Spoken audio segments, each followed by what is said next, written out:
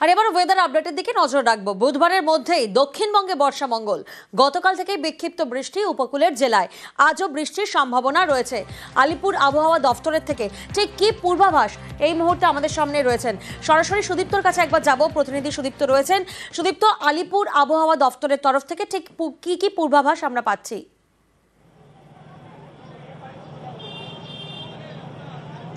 দেখো প্রিয়াঙ্কা, আলিপুর আবহাওয়া দপ্তর যেমনটা বলছে যে আর 3 দিন অর্থাৎ 16, 17, 18 এই 3 দিনের মধ্যেই কিন্তু বর্ষা ঢুকতে চলেছে দক্ষিণবঙ্গে, এবং বর্ষা ঢুকবে পশ্চিমবঙ্গের একদম দক্ষিণ থেকে, অর্থাৎ নদিয়া, বর্ধমান এই রকম জেলাগুলি থেকে একেবারে বর্ষা কিন্তু ঢুকতে থাকবে, এমনটাই বলছে আবহাওয়া দপ্তর। যেটা জানা যাচ্ছে যে আজকে থেকে এবং 17 এবং 18 তারিখ এই বৃষ্টির পরিমাণ কিন্তু ধীরে ধীরে বাড়তে থাকবে, এবং আজ মোটামুটি পশ্চিম মেদিনীপুর, পূর্ব মেদিনীপুর এবং একই সঙ্গে উত্তর এবং দক্ষিণ 24 পরগনা এই জেলাগুলিতে বৃষ্টির পরিমাণ বাড়বে, এবং একই সঙ্গে কলকাতাতে বৃষ্টির পরিমাণ কিছুটা মাঝারি বৃষ্টি দেখা যাবে, এবং 17 তারিখে কলকাতা সহ দক্ষিণবঙ্গের বেশ কিছু জেলায় বৃষ্টির পরিমাণ বাড়বে, এবং 18 তারিখের ক্ষেত্রে মুর্শিদাবাদ, বীরভূম এই জেলাগুলিতে, পূর্ব বর্ধমান এই জেলাগুলিতে কিন্তু বৃষ্টি একেবারে বেশি পরিমাণে হবে, এমনটাই বলছে আবহাওয়া দপ্তর। অর্থাৎ এই 3 দিনের মধ্যেই কিন্তু বৃষ্টি বাড়তে থাকবে।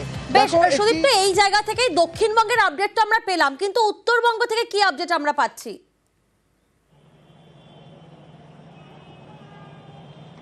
দেখো, উত্তরবঙ্গের ক্ষেত্রে বেশ কিছু জেলা, যেমন অন্যদিকে মালদা এবং একই সঙ্গে উত্তর এবং দক্ষিণ দিনাজপুর এই সমস্ত জেলাগুলিতে আজকে বৃষ্টির পরিমাণ বাড়ছে, এবং 17 তারিখের ক্ষেত্রে দার্জিলিং, কোচবিহার এবং একই সঙ্গে জলপাইগুড়ি এবং আলিপুরদুয়ার এই সমস্ত জেলাগুলিতে বৃষ্টির পরিমাণ বাড়ছে। কার্যত সেখানেও কিন্তু বৃষ্টির পরিমাণ বাড়বে, এবং এই 3 দিনের মধ্যে কিন্তু বৃষ্টির পরিমাণ বাড়ছে এবং বর্ষা কিন্তু ঢুকে যাচ্ছে। তুমি জানো যে উত্তরবঙ্গে আগে বর্ষা ঢুকবে, তারপর একদম দক্ষিণবঙ্গে, এবং সেই বর্ষা কিন্তু একেবারে নজর থাকবে সেদিকে।